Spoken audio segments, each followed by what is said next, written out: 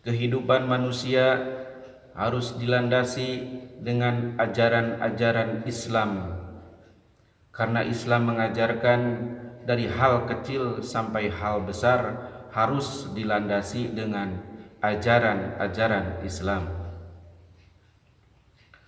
Kaum muslimin yang dirahmati oleh Allah Subhanahu wa taala, di dalam Islam sudah diatur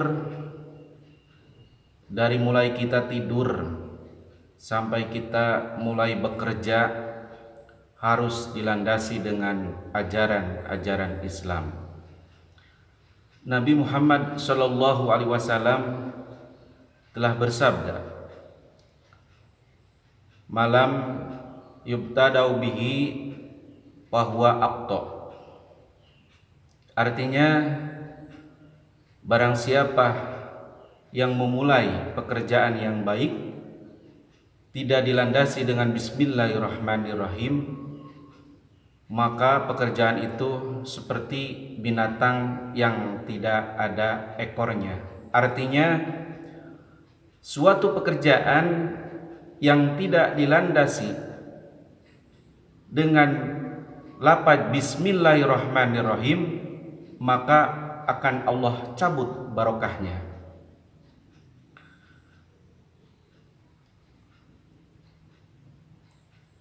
Agama Islam mengajarkan ketika kita mau tidur baca bismillah, kita mau makan baca bismillah.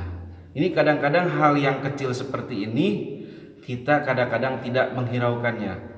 Banyak saya melihat kalau kita mau makan kadang-kadang udah makan aja enggak baca apa-apa. Maka kata Nabi, barang siapa yang memulai pekerjaan entah makan entah tidur tidak dilandasi dengan bismillahirrahmanirrahim, maka akan Allah cabut barokahnya. Saudara-saudara kaum muslimin rahimakumullah, dulu ada riwayat ada seorang istri yang sangat soleh. Ini istri tukang ibadah, ahli ibadah, ahli sholat, ahli beribadah, ahli sholat malam, ahli sholat sunat, ahli sholat duha. Pokoknya ahli ibadah. Kaum muslimin yang dirahmati oleh Allah Subhanahu wa taala, sayangnya ini istri nikahnya sama orang yang bukan ahli ibadah. Tapi walaupun demikian, kesabaran ini seorang istri sangatlah luar biasa. Ketika dia mau makan baca bismillah, mau tidur baca bismillah, mau hal apa saja dia memulainya dengan mulai bismillahirrahmanirrahim. Suatu saat si lakinya, si suaminya ini pusing. Suatu saat lakinya pusing. Lakinya itu punya pikiran yang tidak baik. Ini kata lakinya nih, ini bini gua setiap hari baca bismillah terus. Mau makan baca bismillah, mau tidur baca bismillah, mau apa saja baca bismillah. Saudara-saudara kaum muslimin rahimakumullah, akhirnya dia punya pikiran buruk.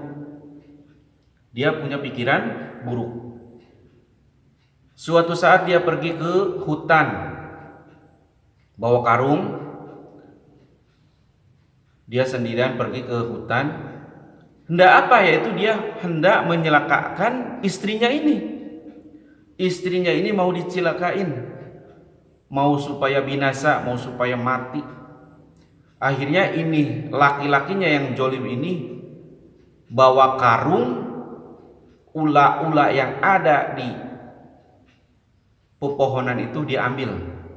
Kemudian diambil satu persatu sampai setengah karung dia dapat. Setibanya di rumah, ini si laki yang zalim tadi duduk. Kata si lakinya, "Neng, kerjain kopi abang, Neng." Kemudian si istrinya itu membuatkan kopi untuk sang suaminya. Kemudian itu si lakinya itu berkata, "Neng, coba Neng ambilin abang duit yang ada di atas pakaian kita." Kemudian si istrinya itu mau buka kamar, bismillahirrahmanirrahim. Kemudian dibuka itu lemari, bismillahirrahmanirrahim. Begitu dia lihat, ternyata si istri ini tidak begitu saja membukanya karena belum ada perintah dari sang suaminya. Kemudian begitu dibuka, Masya Allah, abang, ini katanya duit segini banyaknya ini. Abang, duit dari mana ini? Dari situlah suami yang tadi hendak niat berjahat ataupun mau membinasakan seorang istri, akhirnya dia meminta maaf. "Ya Allah, Neng, apa Neng, ini selama ini saya jolim, ya Allah, ya Robi." Dari situlah suami yang tadi tukang bubuk, tukang tarok, tukang berbuat jahat, akhirnya taubat dengan taubatan nasuha, artinya taubat tidak dengan melaksanakan lagi-lagi berbuat buruk. Saudara-saudara kaum muslimin rahimakumullah, apapun perbuatan buruk seseorang, kalau didorong terus dengan doa-doa dari orang sekeliling, insya Allah akan berbuat baik. Sekarang tetangga kita nggak sholat, jangan dialokin bang, jangan dialokin, itu harus kita doain. Tetangga kita nggak sholat, jangan kita alok-alokin, jangan kita omong-omongin nggak sholat, jangan. Kita harus mendoakan supaya Allah membukakan pintu hatinya. Namun ada memang di dalam Al-Quran menjelaskan, barang siapa yang berbuat zalim, maka Allah tidak akan memberikan petunjuk ataupun petunjuk kepada dia. Allah menegaskan dalam Al-Quran, "Wa may yajlamu falang tajidalahu sabila." Orang-orang yang berbuat zalim, kata Allah, maka tidak akan Allah berikan jalan-jalan ke sorga. Tapi jangan begitu juga. Walaupun tetangga kita ada yang zalim sama kita, walaupun tetangga kita ada yang ngomong-ngomongin terus sama kita, kita tahan aja, kita doain semoga orang yang zalim, orang yang ngomong-ngomongin kita terus, semoga dibukakan pintu hidayah oleh Allah Subhanahu wa ta'ala.